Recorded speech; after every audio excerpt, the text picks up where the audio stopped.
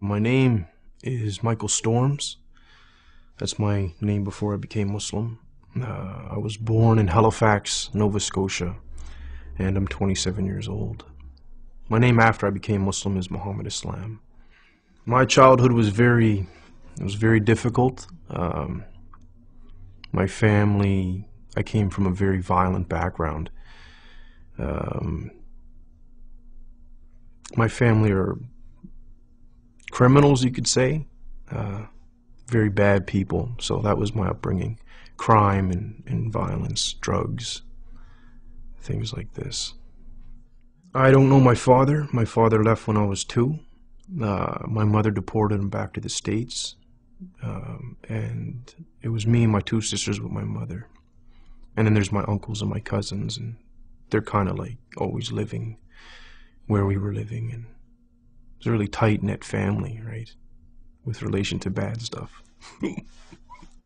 I thought the world was a very negative place because of my family, and like you were saying, because of the environment. I didn't see too many positives. So, and you could also say that my family kind of restricted my access to other things. They wanted me to do things with them. So it reinforced that there's nothing good going on, right? When I was younger, I felt afraid, but then when I grew up a little bit, it became pretty normal. And so the people in my family I wasn't afraid of anymore. I was part of the team.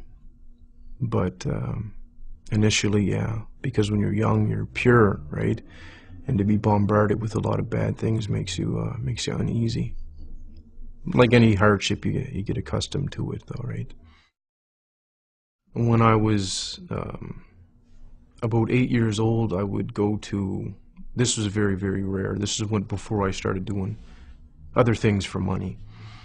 I would go to a bakery called Paradise Bakery, right? And I would wash dishes for hours on end, but I was too young to be paid money. So what Norris would do is he would pay me in food, some bread and jam and dates and little sweets and stuff like this. And I would go home and feed my 2 sisters that because my mother would be off doing some other crime, or she'd be in jail or something like this, right? Or I'd be out all night collecting recyclables so I can come home and feed my sisters in the morning.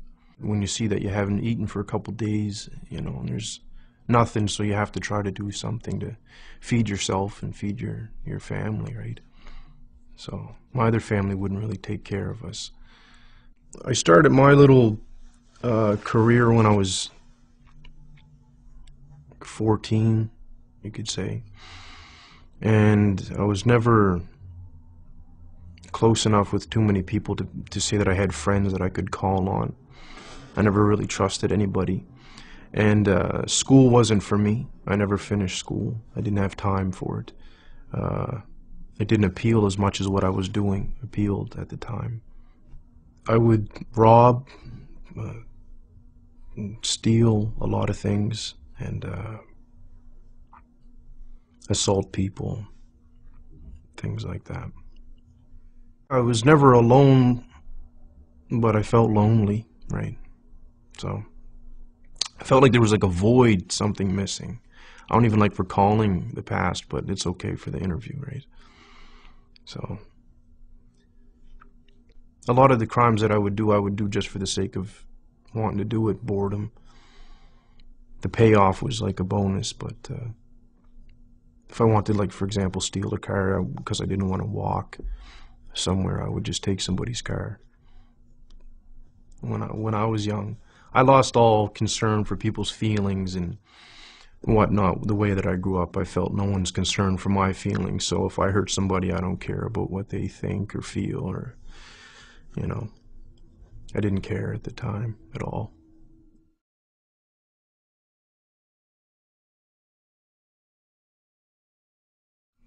I was in my cell. It was towards the end of my sentence. I was just about to get out, and I didn't want to. I wanted to do something else. I didn't want to continue being bad, you could say.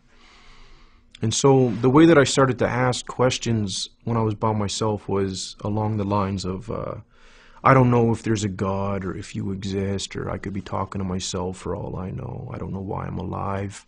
Things like this. But if there's a reason why I'm alive, or if I'm not talking to myself and there is a real creator, as people would call it, can you show me why I'm alive? And then I would just talk and say, for example, I stressed the point that I needed it to be shown to me because I didn't trust anybody, let alone somebody telling me about God, right? I had a brother named Ahmed talk to me about Islam initially, but again, he told me, so I didn't believe him. And he would mention things like heaven and hell, and I didn't believe what he was saying until I had a dream of both the places. And even then I was being resistant. I was, I was like, maybe that was a fluke and this and that, right? I had a dream of the Prophet Muhammad, peace be upon him.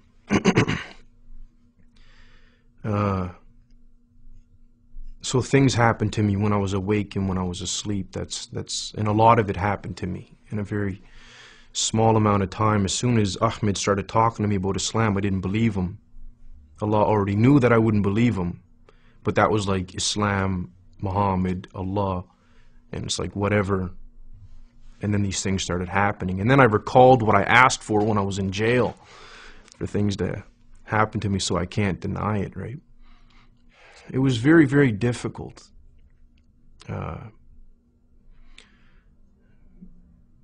Doing what somebody else wanted you to do. It was so difficult for me, right? Even God. I struggle with it even today. It was very, very, very difficult. And I went to the masjid and I sat down and actually I sat down I was on my knees and just sitting back like people do when they're finished for the prayer. And I just started crying, right? And I was crying and crying and crying and crying and crying and drooling. I couldn't control myself, right? So it was like 20 years of betrayal and stress, violence and anger and all these things built up, and then it's like Allah allowed me to just get rid of it all. And I cried for a very, very, very, very, very long time, right? And I couldn't move, right? I was just crying. And then I remember saying at the end of it, all right, I'll try to do what you want me to do. I am most pleased that I pray. Yeah, it's important, very, very important. A feeling of safety from Allah and from His punishment, you could say. That's what I get out of it, like a calmness and that I'm all right for right now until the next prayer comes in, or until tomorrow. My future, I see it as positive in the dunya because it's going to be controlled and very simple, and that's why that's my positive future here. Very simple lifestyle. That's positive. Don't hurt nobody. Don't get hurt. Inshallah, if I get forgiven in the next life, that's what makes me feel really positive, right? If I get forgiven, it'll be great, inshallah. La ilaha illallah, la ilaha illallah, la ilaha illallah, la ilaha illallah, la ilaha illallah, ya Rabbi khudh biyadi. La ilaha illallah, la ilaha illallah.